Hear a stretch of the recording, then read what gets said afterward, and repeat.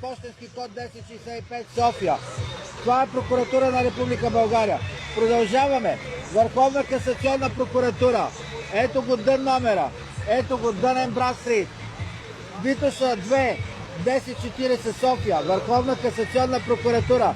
Това е корпорация, това е фирма, това е Kaufland, това е Lidl, това е Carrefour, това е абсолютно всеки един мол. Всяка една фирма, която е регистрирана, са равнопоставени с тях.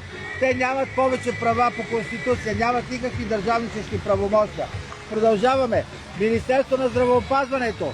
Това също е корпорация. Които ни задължават да се вакцинираме, да се будем, да носим маски, да направят зомбита и всякакви работи. Техните заповеди важат само за кръга на корпорацията, който е от корпорацията, но не и вън от нея.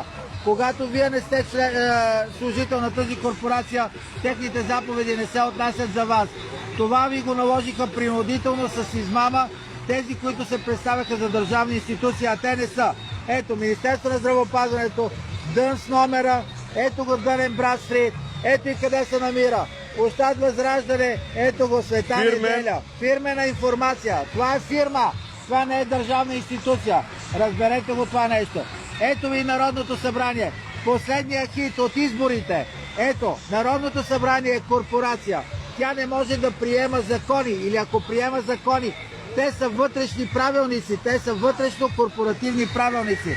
Те не пораждат никакви юридически ефекти за българският народ. Разберете хора, изборите също са нелегитимни, защото корпорация не може да насрочва държавни избори, които са народни избори, които са парламентарни избори.